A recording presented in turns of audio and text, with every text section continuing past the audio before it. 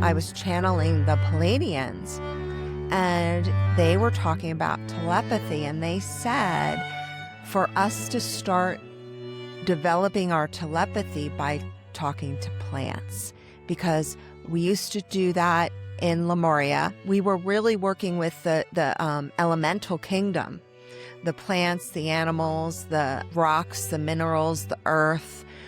Even buildings had elemental energies. I'm getting chills saying this. I'm telling you more than they even said, but they're telling me this. So start with plants to open up your telepathic powers.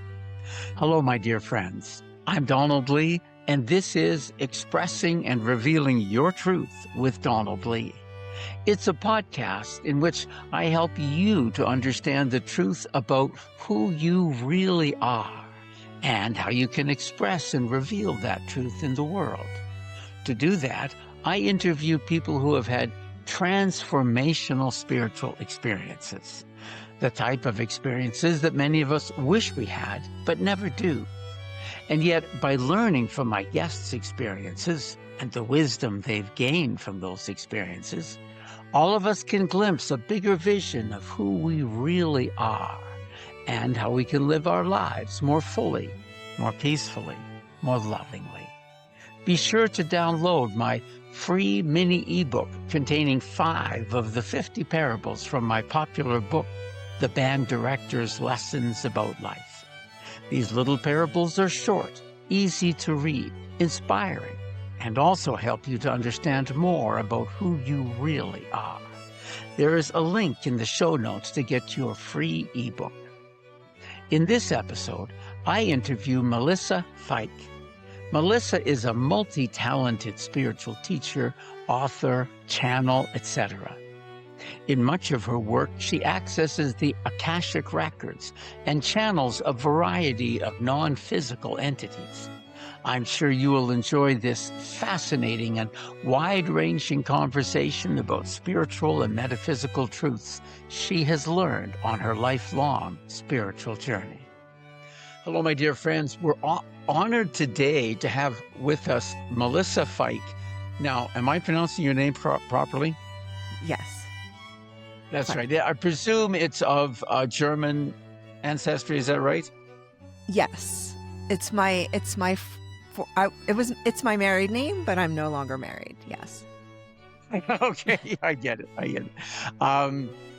So Melissa Feick, and we met some time ago, not at this year's Sedona Ascension Retreat, but a couple years ago at the Sedona Ascension Retreat, and I listened to a presentation that Melissa had given and asked her and said at that time if she'd be a guest. Now, I didn't have a podcast then. I said, I'm going to start a podcast. When I do, will you be a guest? And she was gracious enough to say yes, and we've been able to connect, and so here we are. Welcome, Melissa. Thank you so much, Donald. I appreciate you and this beautiful podcast and all your listeners. Thank you. Well, it's great to have you. So we're going to jump in. Can you tell us your story of transformational spiritual awakening? And I'm sure, and I know you've told your story many times, so I don't need to prompt you much. And forgive me, I'll probably kind of, as in any conversation, right? Sometimes I'm just itching to say something, and so I'll probably jump in from time to time. And but for the most part, I'll try to let you just tell your story as you know your story. So take it away, Melissa. Oh, thank you. Well, the thing is that my story started a long time ago. When I was in high school, I was just obsessed with psychology and parapsychology and astrology. In college, I learned how to actually do astrology charts from a book. I would read things about life after death and just things that most teenagers in my generation listened to or even thought about. So I was really the oddball out. So it's not that I had this like amazing transformation. I came in with a knowingness and a weird ability, and I've honed this through many, many years of work, but this odd ability to really understand humans and understand like where they're really coming from and what the energy is. So, like a lot of spiritual people, it's also created through abuse patterns. I grew up in a really nice family and they were very loving, but everyone has stuff that happened to them. And Right. I was one of those people. I'm very, very, very sensitive. And the smallest shift of energy, I felt it. And I didn't know it then. That was a superpower for me. And I use it all the time now, but I didn't know it when I was young. So people felt like I was just emotional and all these other things, but I was really intuitive and I was really aware. And nowadays it's so nice because people are understand this more, but when I was growing up I did not. So I went to college for psychology and realized after I graduated, that was not the route I wanted to go. So I just focused on my own interest and work, my jobs. But my interest never left me.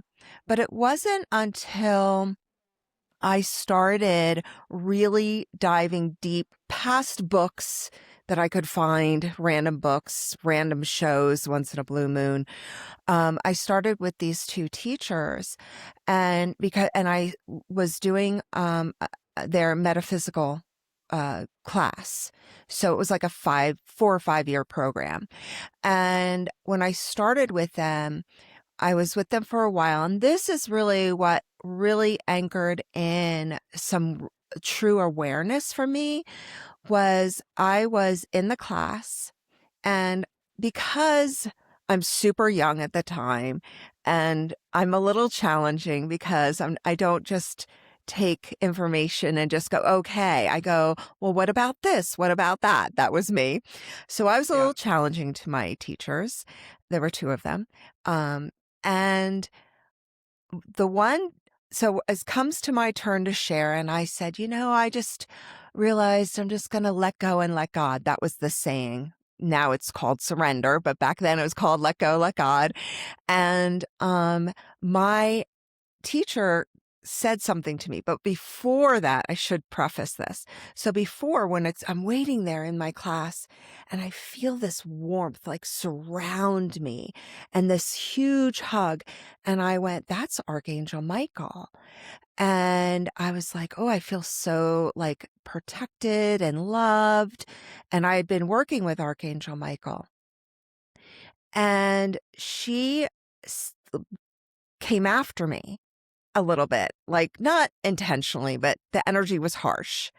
I felt nothing. My friend next to me felt she was so triggered by the whole thing because it she absorbed what happened, but I did not because I was protected by Archangel Michael. And then When you're referring to she, this is one of the teachers in the class. she was yes, I had two teachers, a man and a woman. Yes. Right.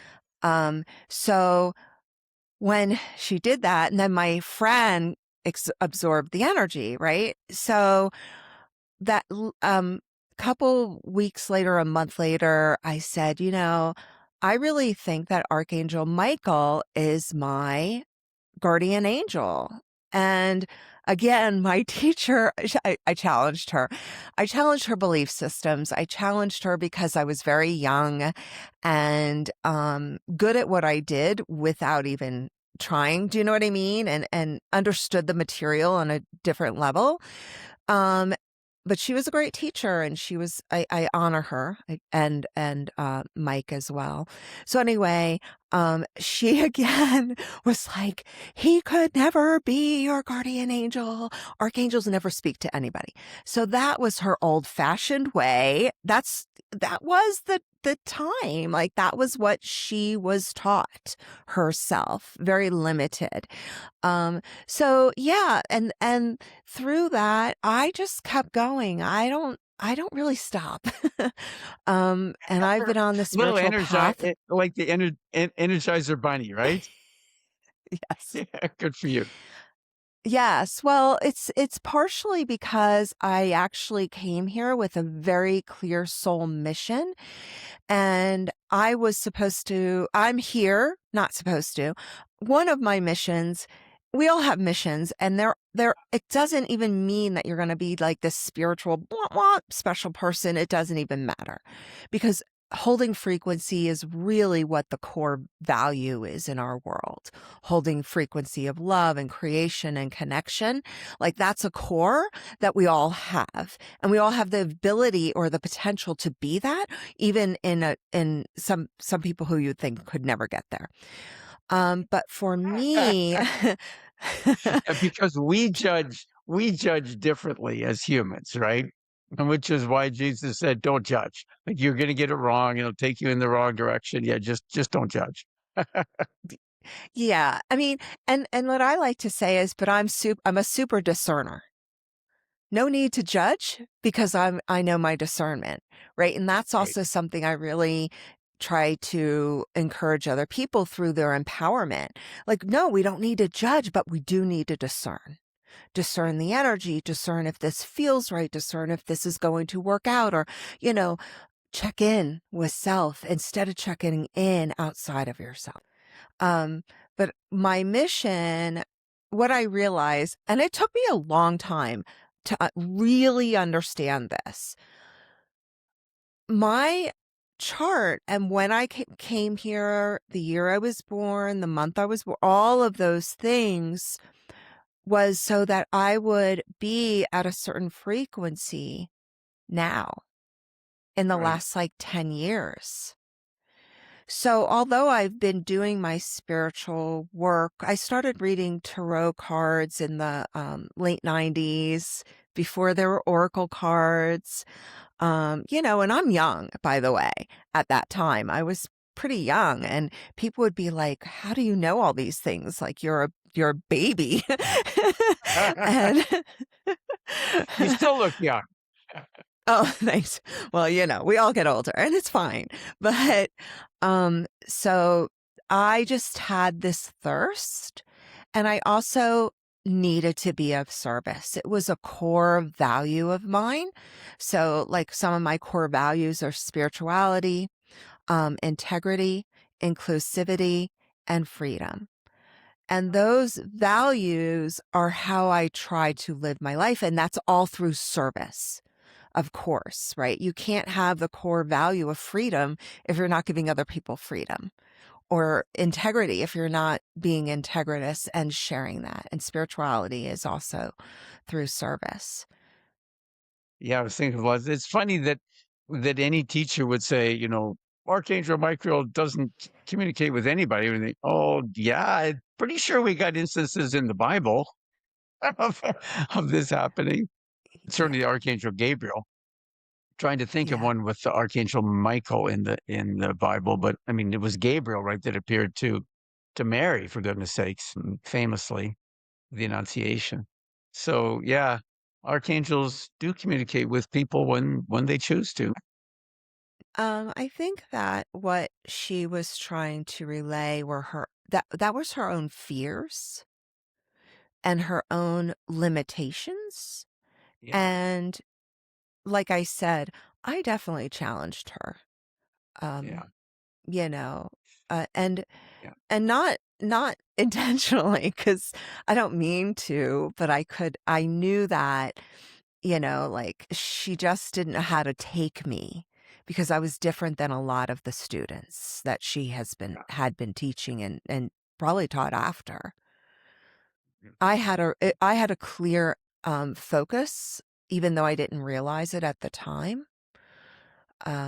And this is the thing when you have teachers, the most important thing that I think people really need to understand is they're valuable. And what happens is we put these beings on a pedestal like they understand everything, they get everything. But the minute we do that, we discount ourselves because we're missing in the equation of that. So I don't believe in putting people on pedestals, and I don't believe in being put on one either. Um, but what you have to understand is I still honored them and loved them, even with their limitations. because they taught me a lot. They taught me everything I needed to know about numerology, um, path working, Gurdjieff, like mystery school stuff, alchemy, all of it. Numerology. Right. I learned everything. All the core teachings I learned through them very early on. So I have to honor that. You know, a lot of Yeah. times people have a teacher and then they get upset with them or they see them fall off their pedestal a little bit. And then they think, oh my gosh, what was wrong? And now I can't believe anything. No, take it and embody it for yourself because all these teachings, nothing's new. Yeah. And none of us are perfect, and all of us are teachers and all of us are learners. And as a learner, we're often teaching, and as a teacher, we're often learning. I mean, I've been a teacher. I still consider myself a teacher. I know from teaching music to students, I've learned it much more thoroughly by having to then explain it to somebody else. And as a writer, the same thing. I mean, the effort of writing something down on paper forces you to clarify your thinking and your understanding. When you start to write it down, you realize, hold it, that doesn't quite make sense. Like there's a step of logic missing here, or there's information missing here. And then you go try to figure it out more thoroughly, more deeply. We learn by teaching, and we also teach by learning. And I was going to comment on something else that you said, that it was your teacher's fear. And very often our fears do come out of our own lack of knowledge, our own misunderstanding of things, and all that kind of stuff. We react with judgment that's really coming from fears. And it's like the two ends of the spiritual spectrum are really love and fear. And fear is always an outgrowth or a manifestation of something else. So maybe I should put it differently. Sometimes we become angry. Well, where's our anger coming from? It's really coming from a fear. We're afraid that something that we don't like is going to happen. So that anger, hatred, vengeance, all of these things come from fear, really. And as we move away from fear and we move towards love, then we're able to let go of the anger and the hatred, the desire for revenge, and we're able to forgive. But it's moving away from fear and towards love that all of those things come. I love that. Yeah. That's the Course in Miracles, right? Only Yeah, love is real. There's only fear in love and only love is real. Um, yeah, and, yeah. I call fear ego's playground because the Yes. ego loves fear. It will actually use fear to keep you trapped in belief systems, in things that are keeping you from your fullest potential. And that's really what everybody is looking to embody more is their fullest potential. Not what I think your fullest potential is, but what your fullest potential is on many levels. And the next level is going to be another potential and another potential. And I do see anger a little bit differently. And I'll tell you why. Of course, everything's under the energy of fear through the Course in Miracles, and I understand that completely. But I also feel and know because I've seen it in people's energy fields in their bodies. Because when I do really intimate healing work, I see it. What happens is they get trapped in fight, flight, freeze, hide. And if they're Yeah. trapped in any fight energy, even if it's the moment that they couldn't fight back, that will translate to rage and anger, even if they don't express it externally. So anger is there's a lot there. I Yeah. talk about Well, that a lot. yeah, well, all of us deal with that, right? That's kind of part of why we're here in this physical reality is to sort through the anger and overcoming that. Those are all part of our lessons, right? Yeah, that's the polarity, right? We're learning polarity. We're learning what centeredness means in duality. And as soon as you go off, you can be like, It's not a bad thing. Our emotions are normal, they're real. And the moment that we think an emotion is something to be ashamed of or something we shouldn't have is the moment we're disconnecting from what's going on in the moment. Now I'm not saying, we should be running people down, but we do need to say, oh, I feel that, I'm feeling like betrayed right now. And it's okay that I'm betrayed. Yeah, in fact, our feelings are part of our superpower as humans, right? Yes, because our emotional, um, I, my second book is about how to manifest in the quantum Akashic Records. And I actually see emotions as the language of our universe. It's a language. It's a way of communication. And because if everything is love, that's an emotion and that's an energy. And when we're feeding reality, right? So we feed reality. So think about it this way. I'm sitting here and I'm talking to a good friend of mine, Donald, and I am sharing things. There's an emotion behind that. How do we feel? What's going on, right? There's an energy, emotion, and that creates our reality in this moment because we create reality. Thoughts minimal of how we create a reality. Although that's what people think, like, oh, we create a reality through our thoughts. Well, if we do that, this is a definite shit show because, like it's a lot like thoughts, but it's the energy and emotion that we drive the thoughts with that either make it expand into the universe or not expand into the universe. Right. That's an excellent point. Thank you. That's great. Just a little break from the program to mention a couple of things. Firstly, if you're enjoying this podcast, please like, subscribe, and leave a short comment. It really helps with the algorithm to find more people who would enjoy these interviews. Also, if you're interested in spiritual growth, you might be interested in my series of spiritual books. As a spiritual author and a former band director, I use my little "the band director" trademark in these books because I use music as a metaphor for life and the journey of becoming a musician as a metaphor for our spiritual journey. There are 3 books in this series. The Band Director's Lessons About Life is a book of modern day parables inspired by events from my teaching career.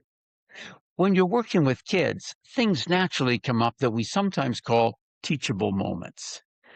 Little events where you realize there's a bigger lesson happening right now than the alternate F sharp fingering on the clarinet that I was trying to teach. I started writing some of these little stories down and turning them into modern day parables. So, the Band Director's Lessons About Life has 50 little parables. It's a bit like a Chicken Soup for the Soul book. Each parable is about 3 pages long.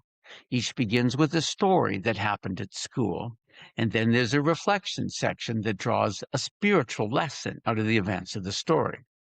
That is, it explains what the spiritual metaphor means. The Band Director's Lessons About Life is easy to read, makes a great gift, and expresses many universal spiritual principles in an easy to understand way. If you want to go deeper in your spiritual growth, I've also published a study guide to accompany the Book of Parables. It turns the Band Director's Lessons About Life into a year-long course in spiritual development. You will spend a week on each of the 50 parables. There is a deeper teaching about the meaning of each parable, reflection and discussion questions, especially helpful if you would like to use the study guide in a group setting, and a different meditation for each lesson. The third book in this series is a little book titled The Band Director's Pocket Guide to Spiritual Growth. This little book explains a simple 3-step process for putting your spiritual growth into high gear. You might also be interested in my 2-book series about the craziness in our world today. The first book, What the Hell is Going On? The web of fraud that is enslaving everyone and how we can escape to freedom, is still the best big picture expose of what's really going on behind all this craziness. It includes a spiritual perspective of what's happening, which most books leave out. But it also looks at the economics, the philosophy, the psychology, the history, etc., of the many trends that just don't make sense and are, in fact, elaborate frauds. The second book in this series focuses more on solutions to the mess we're in. It's The Way Forward: How to Escape the Totalitarian Control of the New World Order and Heal from its Trauma. This book explains the three types of warfare we're being subjected to: spiritual warfare, psychological warfare, and fifth generation warfare, and how we can sensibly respond on these three levels of body, mind, and spirit. You can learn more about all of my books at my website, www.cominghomespirit.com, because after all of us are on a spiritual journey back home to God. So that's cominghomespirit.com. You can also go directly to my Shopify page at cominghomespirit.myshopify.com, where you can purchase my books directly from me in paperback, ebook, and audiobook formats. I can now ship paperback books to the United States and Canada. If you're enjoying this podcast, I really think you'll enjoy my many books as well. Now, back to the program. You started out on the East Coast, right? You're kind of from Maryland, I think, in so Yeah, that I grew up in Jersey and New York, and then okay. I went to college in Maryland. I did a short stint in Boston, then went back to Maryland, and I've lived there my whole life practically. But now I'm in Sedona, Arizona. And so we kind of left off your story, where you were taking this multi-year course. And so you graduated from that. Where did you go with your spiritual journey and stuff after that, Melissa? Well, I started teaching classes right away. I started teaching. I started doing readings early on. What I found was that everybody in the class would ask me for readings. Um, and it just started to happen. A good friend of mine and I, we taught a manifesting class. We taught a couple like feminine, empowerment, goddess types of classes, she and I. And we also taught some astrology, intuitive development together. And then she kind of focused on her art. She was a artist, beautiful artist. She, yeah, I even have some of her things in my room, um, and her pottery. And so then I started just teaching, and I started working in other centers, and it just snowballed from there. When I started the classes, I was having one child, then I had another child, so I was raising them. And I would work nights and weekends, which is when everybody wanted to do that stuff anyway. So I would go out and do that while my kids were in school or got a babysitter. I did that a lot too. So, I just started working. I don't know. I mean, it's so funny, but more so what I realized is that I was opening up channels that were available to me. And although they were dormant at first, they opened pretty quickly. And partially because I wasn't going to let go of the bone. I just wanted this more than anything else Nations. other than my So when children you and my say, Melissa, family. that you were opening up channels, you mean in your own connection with kind of the unseen reality? Yes. Yes. It Okay. started with probably, I mean, I would say it started with Archangel Michael. Okay. He would share messages with me all the time. And I also had some guides at the time. And then I started working with goddess energy. So I worked with crazy me back in the day. I worked with Kali pretty early on. And I don't know. I mean, she's an intense character. So she helped me open up some So channels when too, when you say because when you her, when you say Kali, Kali, Kali is the English spelling. Is that right? We're talking about Kali, yes. yeah, the Hindu goddess in the Hindu pantheon. Okay. Yes. Yes. She's all about death and destruction. Yeah. I used to say, don't call on Kali unless you want something shifted fast. Um, but but working with her also, they were both strong characters, or archetypes or energies. Um, Right. so it was easy for me to open to that. And I don't have a lot of fears. Um, I don't know why. I'm not saying I never had fears. I did as a child. I've certainly have had fears, but I was one of those people who would jump in without a lot of like, well, what ifs? I would just do it.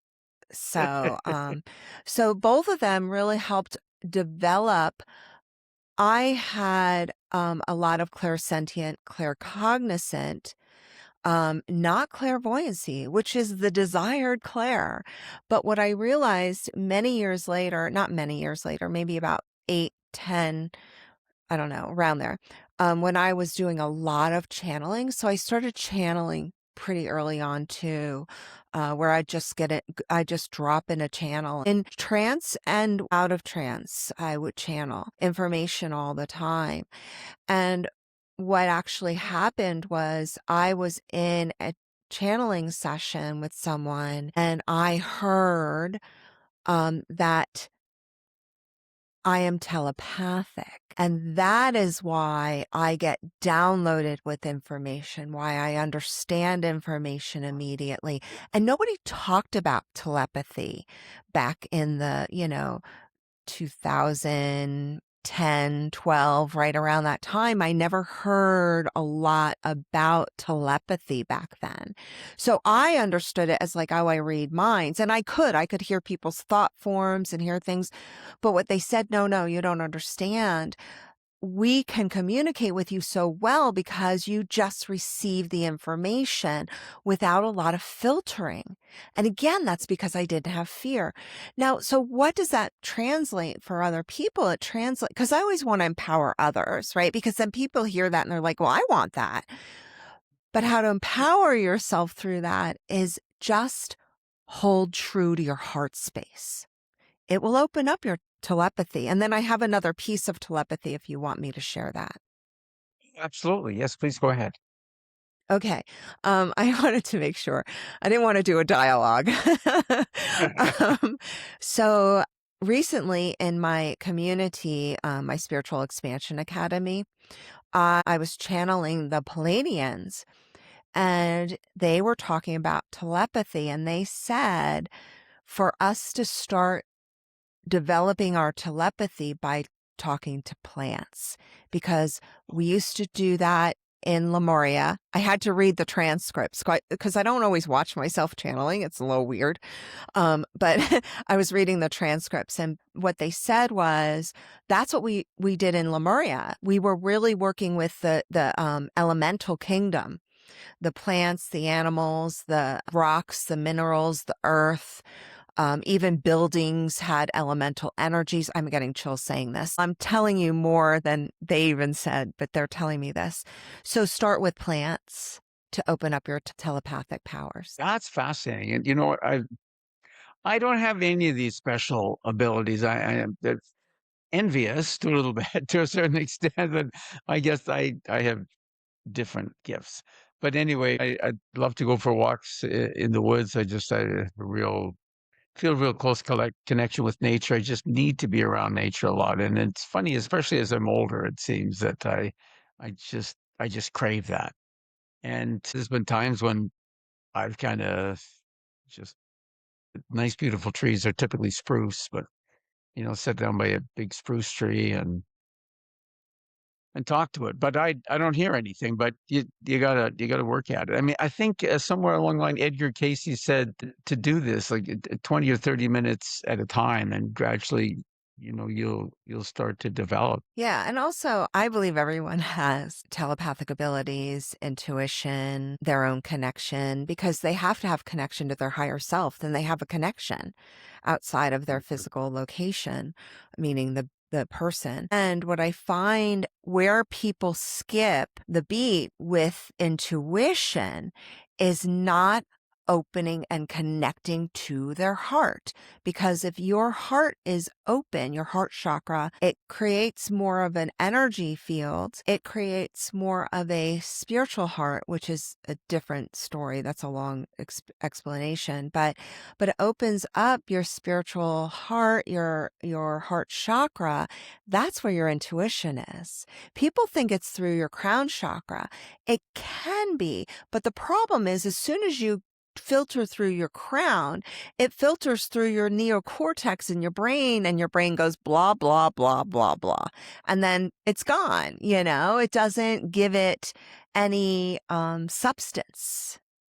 Okay. So, It's kind yeah. of, so you're So saying it's work kind on the of, heart. yeah, it's somewhat blocked by like one of the functions of our conscious mind is to be a filter, right? So that the conscious mind just kind of filters out that stuff if we allow it to go through the crown chakra or our mind. But if we take it directly into our heart chakra, then it just kind of comes directly and as an inner knowing and intuition. We have all these words to try to describe these things because all of our languages, we don't really have words for the whole non-physical realm, right? Our languages have all evolved to describe and deal with material reality, and we always struggle when we try to use any of these words to describe things that aren't physical. Exactly. Exactly. I feel like that's what's missing in our world is heart consciousness. And if you have read The Law of One or studied The Law of One, which is a channeled work in the 80s, Right. um, that they talk so much about the heart because we're moving from the lower, from the third chakra, which is all about, that's the way that they're looking at it, their delineation of it, from like control, manipulation, and fear in the third chakra into the heart chakra, which is openness, love, connection, intuition.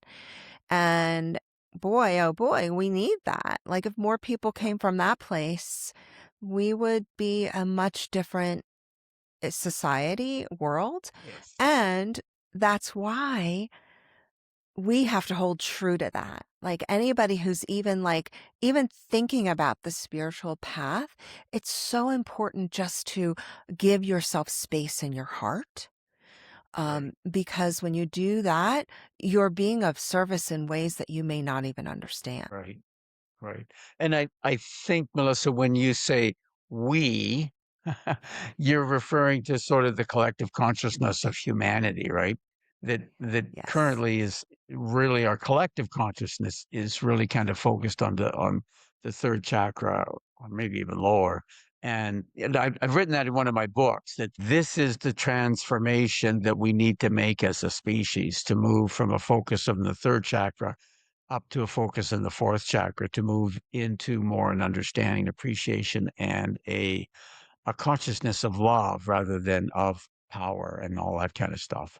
And certainly we've had Right. lots of anybody listening to this podcast is going to know that, yeah, well, the world that we currently live in is dominated by fear, power, control, manipulation, lies, fraud, all that kind of stuff. And we need to move out of that as the collective consciousness of humanity.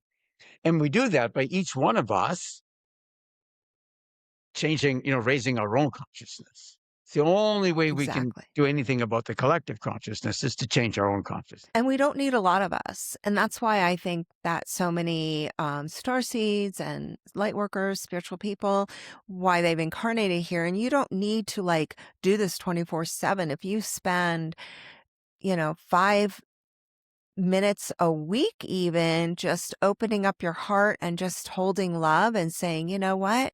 I'm going to be of service. Doesn't have to be a long drawn out thing.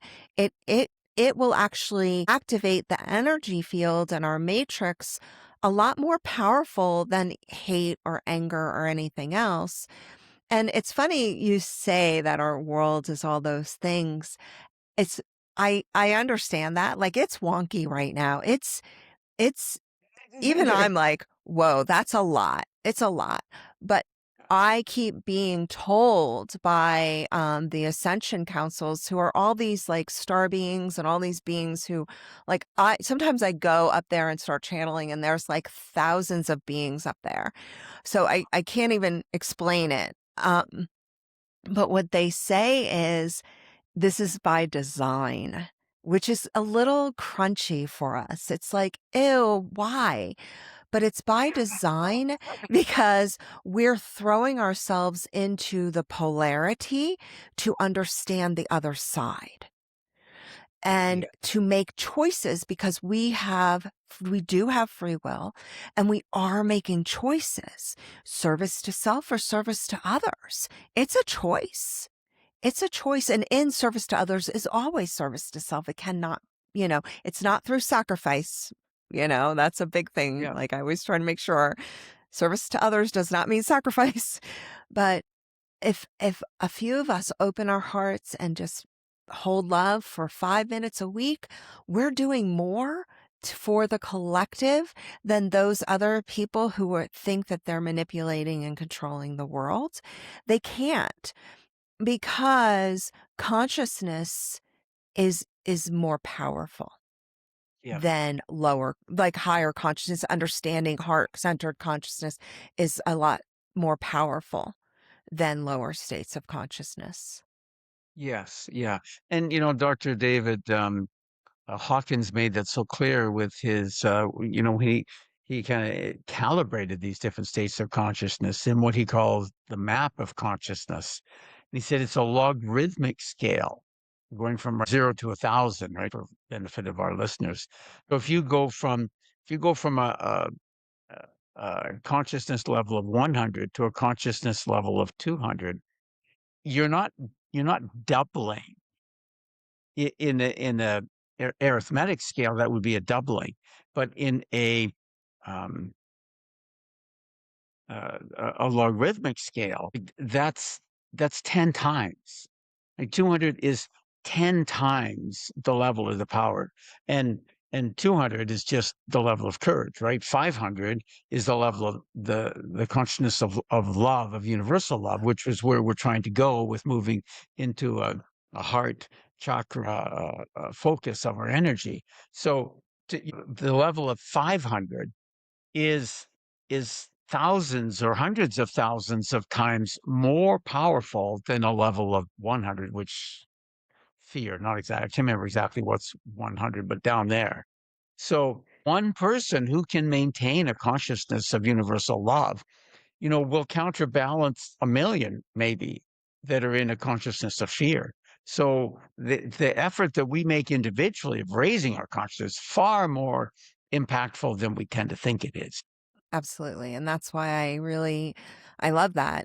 And that's why I don't see it as a bad thing that's happening in our world. I see it as an opportunity for those who want to choose differently to hold space for that, instead of feeding what we don't want. We don't want to Yeah, feed what we don't want, which is what happens, right? Because we are being controlled by fear right now. It's yeah. it's in our face. And this is what all the institutions, all the egoic energies, all the political systems, all the corporations, all the media, social media, even spiritual people. I put a bunch of stuff out on Instagram around, like, how come we're allowing these people to spread fear, and they're supposed to be spiritual people? Like, why are they spreading fear? Like, if you have a tattoo, you should be afraid. What? I mean, I think that feeds a different energy, but people get enamored with that energy. So, and it feeds Oh, something, it helps them in it, some way. yeah, yeah. There's a phrase, the glamour of evil, and there is a certain glamour in all of these things. There's the titillation of fearful, of the nuclear war is going to come. Oh, this is going to happen. Oh, this it's titillating, right? And so we're drawn into that. That's part of what we are being given to learn how to deal with. I've sometimes described like this difficult process we're going through right now in the world as a boot camp for the soul. It's tough, but like you got to master these basics before you can go on. Right. And you have to be conscious and discern, right? We talked about that in the beginning. Like discernment does this make me feel like enlightened, creative, excited on purpose? Or does this make me feel like a piece of doo doo? You have to really look at that. And by the way, the aliens, which we know are true because there are crafts out there. I've watched all the shows, I've listened to all the podcasts for years. I've been obsessed with them since I was in college. So they know how to turn off nuclear weapons, by the way. They've been testing it for years. And there Yeah, is yeah, proof of that. There yeah, are yeah. many, I've heard I that. shouldn't say proof because proof is relative, but there are many people, whistleblowers and other people who have said that they go over military and nuclear plants and they have been able to turn it off. There's something, I think it's 74 or 76 around that. And I'm not saying like don't do what you feel is right for you. Like if you need to go to a protest, do it. But do it from a place also that you are holding love instead of hatred. Because and that is just what I have learned. And it's hard because a lot of people don't understand that. They're like, well, we need to hate the bad guy. Isn't that what we were taught? Like in Star Wars and in all Yeah, the movies and all the things that we've been taught, like the bad guy's the bad guy and the good guy's the good guy. And we're the good guys. They're the bad guys. But everybody thinks they're the good guys, even the people who are yeah, doing like this bottom of the earth kind of things, like yeah. cringy things. I'll preface it this way. Do you know why I'm not afraid of entities or lower frequency beings? Because anytime I've seen them, I've experienced them, but anytime they're in my energy field or in my awareness, I hold them in love. And guess what? They can't deal with that. They clear, they leave, they can't be in that frequency. Yeah, And sometimes it even shifts their energy a little bit. yeah. Um, and wow, the power of love is so much more powerful than hate and anger because like you said, Hawkins scales. Those are lower frequencies. If you hold love, it's going to disempower faster. Now, do we have to go through the crazy alchemical experience that we're experiencing? Yes. And the best thing you can do for yourself is love yourself enough to hold true to your own heart. Yeah. Yeah, that's beautiful.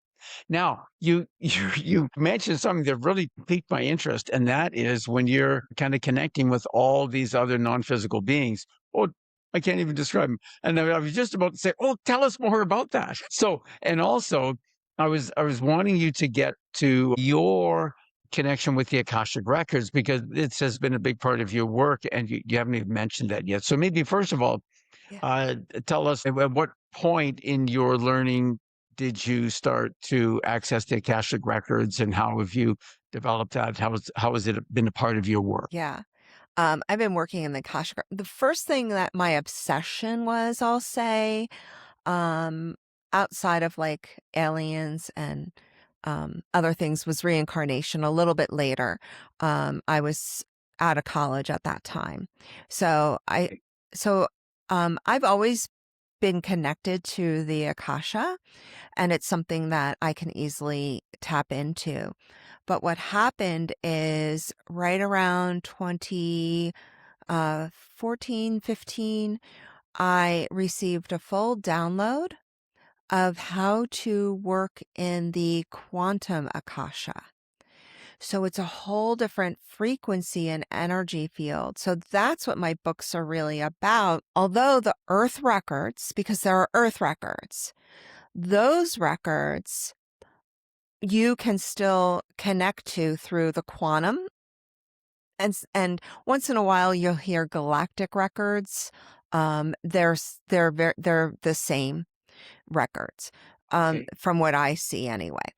So what happens is when you reach the quantum Akashic records, you actually are able to understand how the universe you have more access to information beyond the earth plane.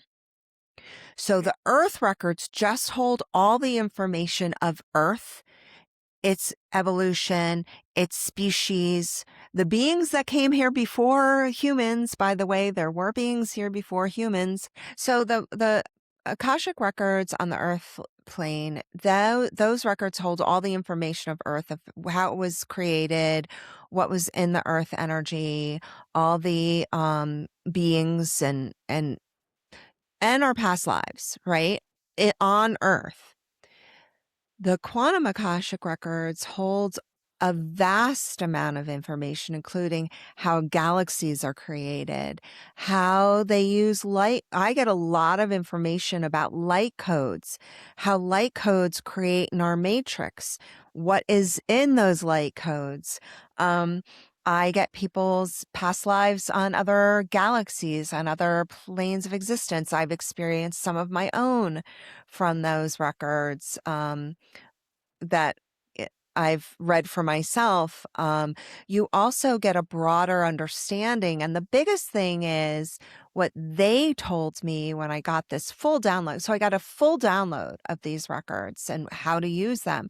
And of course, me being who I am, I said, "Oh, I am not doing Akashic records. I've been there, done that, not interested in past lives." And they go, yeah, because I can discern. I have free will. I don't have, just because you tell me something doesn't mean I have to do it.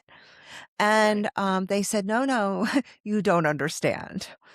These records are to help people transcend the lower states of consciousness and the karmic patterns that are holding you back and that are for the next evolution of your species.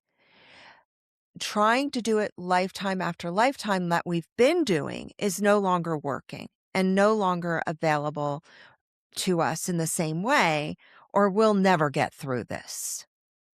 Oh, So, interesting. what they've told me is that we can clear whole patterns. So, subconscious patterns, energetic patterns, we can clear them all.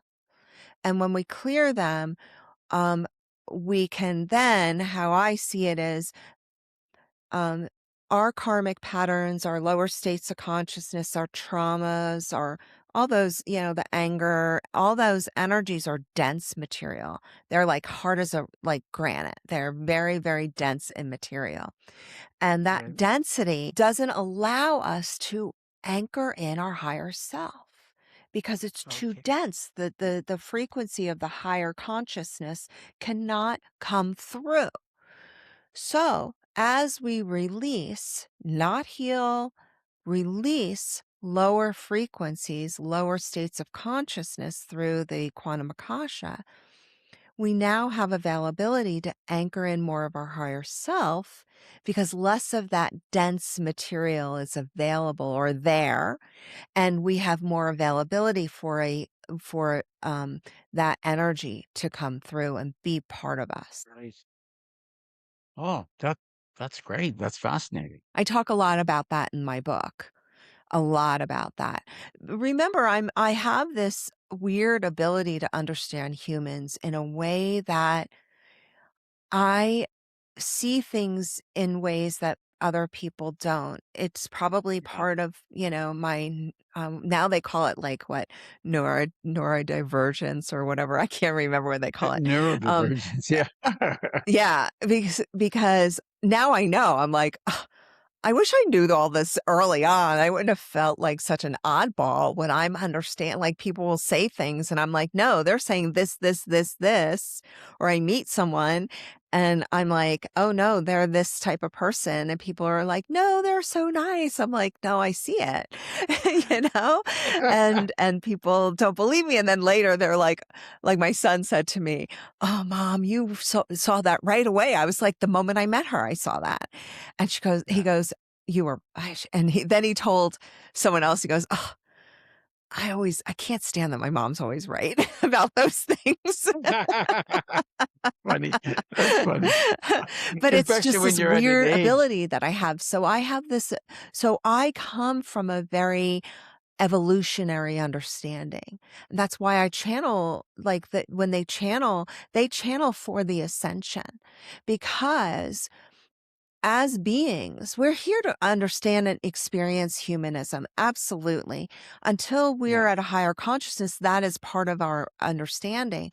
But the more that we can disengage from certain energies, the more we're aligning with our higher selves, with who we truly are, what we came here to understand and do, we will be a more powerful energy system as a collective. And that is just an evolutionary thing that we're going through. But I just have that weird ability. So I always come from the place of like, how can I help you evolve? Not how Mhm. can I give you answers? How can you be Right. empowered? Not how can I tell you what supposed truth is, which I don't even believe in. I don't believe there is truth. I think everything is perception. Yeah, and it's also, I mean, sometimes I compare consciousness to an onion, right? It's just peeling off layers of the onion, and what's true for one layer, you think, oh, okay, this is the ultimate truth. Well, just in this layer, but you get to the next layer of consciousness, and you find that there's a bigger truth or a more comprehensive truth, and then you get past that layer, and then underneath it's truth. Even truth with a capital T is largely, like you say, it's our perception of it. And the Course in Miracles talks about this. There's perception and there's knowledge. As long as you are perceiving things, you haven't really got to knowledge. Right. And in alchemy, I mean, they talk about this all the time of the half truth. Because in our reality, the truth is that the pen will fall because of gravity. But it's only a half truth because we've defined gravity. So it's not an absolute truth. It's just a half truth. They talk about half truths. Yeah. And the minute that we think we have truth is the minute the ego goes, yummy. Now we can be all righteous on our truth because that's my truth. And you don't have my truth because I'm the truthiest truth and you're just the little truth. Yeah. It gets very egoic in its perception. Oh, So, goodness. it's Yeah. like, I honor that that's where you are and that's what you believe in. I love that. Like believe in, you know, I mean, I believe in rainbows, lollipops, and unicorns, and I believe that things are wonky and weird. I can believe in both, and both are true at the same time. But they are polarities, aren't they? Yes. They're polarities and they're in duality. So both can be correct and true without being absolute. Right. I don't know if that Right. makes sense. Oh, well, it makes sense to me, but sometimes, like you say, as we're using language to describe things that aren't material, and it's always awkward and Yeah. difficult and ultimately nearly impossible to use language. And that's why it's, that what you get as downloads, that they come to you as, in a form that really doesn't use language. And then you try to use language to express them to all the rest of us. But anyway, we're getting kind of long in the tooth here, and I'd like if you could tell us a little bit about the books that you've written, kind of what each one talks about, and also how people can contact you, Melissa. Of course, we'll put your website in the show notes as well, but for those who might be just listening. Yeah, sure. So I have two books right now. I'm working on my third. I have a radical approach to the Akashic Records. You can really find that anywhere. Amazon's the easiest link. I also have it linked in my Instagram profile and in my on my website. And then the second book is Manifesting Through the Quantum Akashic. It's actually Quantum Akashic Records Manifesting.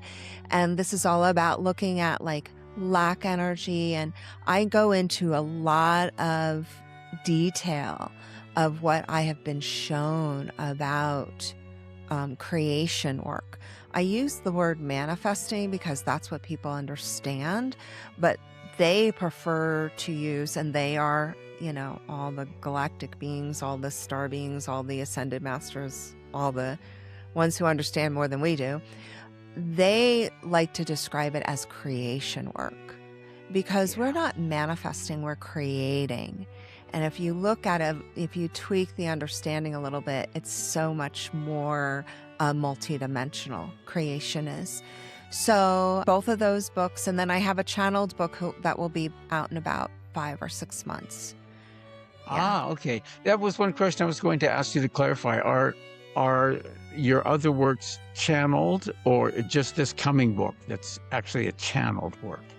Well, everything is channeled, but the book that I'm working, that I channeled, they said, create this little community class thing and just invite people that are already part of your community who know you well, blah, blah, blah.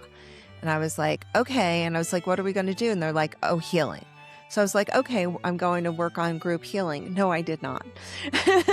Because if they said to me, you're going to go into trance channel every single day before I created it, I may have done weird things to it. So I figured, well, what's the difference? And then they were like, okay, now a couple days before I start, they're like, okay, now you're going to just go into trance channel every single day and you're going to channel the information we're going to give through. Then I did that for 22 days. I did take a couple days and did Q&As, but for 22 days total. And then last couple days they said, and this is your next book. So it's a little bit different, but similar. They didn't tell you till the end. Oh, by the way, each one of these is a chapter and you're going to put them in. That's cute. Yes. That's cute. And I think, and that's fine with me. They know how to work with me. I've been working with them for so long. I am one of those people. I just don't care. If you tell me you want me to take this route to this place and that was what makes, like, if that's what feels good to you, I won't argue. Sure, Donald, I'll just go that way. For sure, no problem. I just do it as long as it's in discernment for me. Like, if it felt really off, I would have said no, but it didn't. I was like, okay, sure, we'll try this. Like, it was January, it was fun, it was new. And, and I had, all these people knew me well, so it wasn't a big deal. And that's why they said, just offer it to a small portion of your community and blah, blah, blah. Great. And how can people reach you? Your website is the best place? Website is the best place. Instagram, YouTube. I do upload some of my channeling to my YouTube channel as well. Okay. And your website, I think is your name, right? MelissaFeick.com. MelissaFeick.com. So it's MelissaFeick.com. The last name, it's Feick. Yeah, if you're listening, it's just Feick.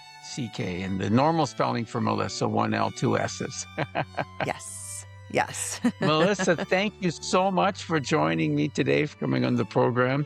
God bless you on your journey and in your work that is for the benefit of all of us, humanity. You definitely have spent a life in service to others. And I don't mean that it's almost over yet. It's much left to go. So thank you so much for being with us today. Thank you, Donald. It's been a pleasure, and thank you to all your listeners.